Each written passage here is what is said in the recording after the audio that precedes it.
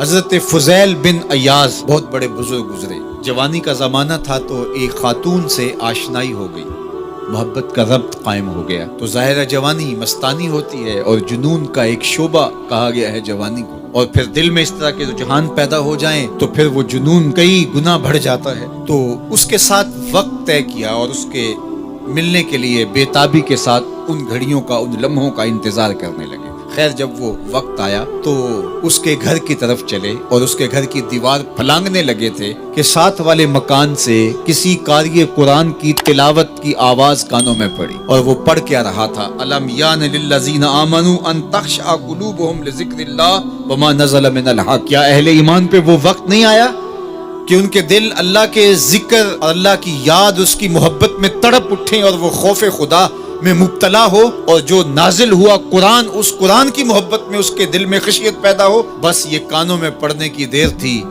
کہ دوبارہ گلی میں چھلانگ لگائی اور کہا میرے اوپر وہ وقت آ گیا ہے, اور جنگلوں کو روتے ہوئے نکلے. اور حضرت فضیل بن ایاز پھر ولیوں کے امام قرار پائے.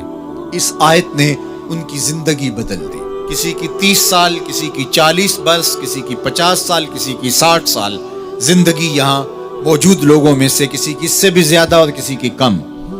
اس آیت کریمہ کو ذرا اپنے اوپر وارد کریں تو اللہ ہمیں نصیب کر دے کہ ہمارے دل تیرے خوف سے کانپ اٹھے اور تیری خشیت سے ہمارے دل لرز اٹھیں, اور قرآن کے ساتھ ہمارا ربط مضبوط اور مستحکم ہو جائے, اور ہم یہ اقرار کرتے ہوئے تیرے حضور حاضر ہو جائیں, مالک وہ وقت آ گیا ہے کہ ہمارے دل تیری یاد سے, تیری محبت سے, تیرے پیار سے مالا مال ہو گئے, اور اپنی باقی زندگی ہم تیرے پیار میں, تیری محبت میں اور تیری یاد میں بسر کریں گے. حدیث پاک میں آتا ہے کہ اگر کوئی شخص اللہ کے خوف سے رویا اور اللہ کے خوف سے رونے کی وجہ سے اس کی پلکوں کے بالوں میں سے ایک بال کی جڑ گیلی ہو گئی, تو قیامت کے دن وہ بال کھڑا ہو جائے گا, اللہ یا تو مجھے نکال لے یا اسے جنت عطا فرما دے. تو اللہ جل شانہ اس بال کو تو آنکھ سے نہیں نوچے گا, بلکہ اس شخص کو اللہ جنت عطا فرما دے گا. اللہ اکبر.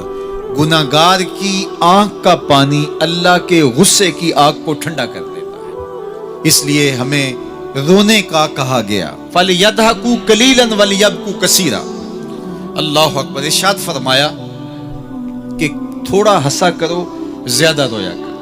صحابہ کو ہنستے ہوئے دیکھا تو آقا کریم علیہ السلام نے فرمایا کہ تمہارے تک اللہ کی امان نہیں پہنچی اور تم ہنس رہے ہو. عرض کی حضور اس کا کفارہ؟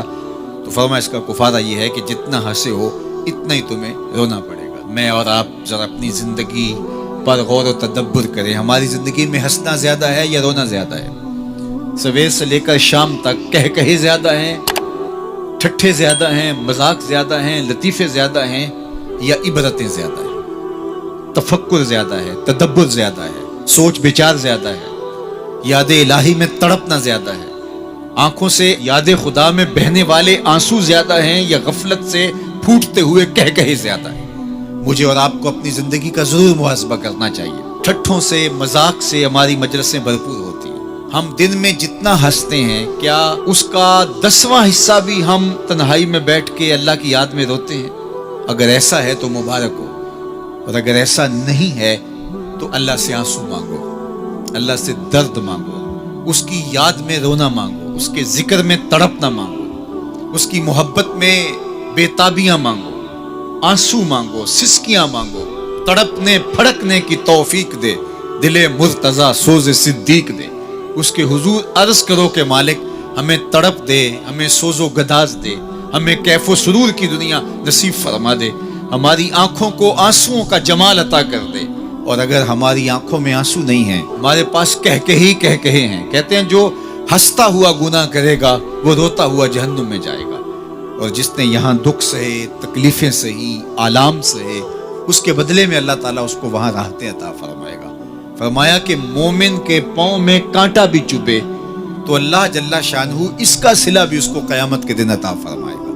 تو یہ جو تفکرات ہیں, یہ جو دکھ آتے ہیں, یہ جو تکلیفیں آتی ہیں, مصائب آتے ہیں, مشکلات آتی ہیں, اذیتیں ہمیں پہنچتی ہیں, تو اس پر صبر کرنا چاہیے اور اللہ کا شکر ادا کرنا چاہیے کہ ہم ان مصائب سے گزر رہے ہیں, ان مشکلوں سے گزر رہے ہیں.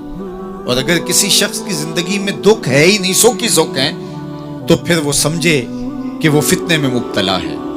اس لیے زندگی کے اندر یہ آنے والی تکلیفیں، زندگی میں ملنے والے دکھ، اذیتیں، یہ اللہ تعالیٰ کی طرف سے ہمارے اوپر ایک انعام ہے، اور اللہ تعالیٰ جل شانہ اس کے بدلے میں ہمیں آخرت میں صلہ عطا فرمانے والا ہے۔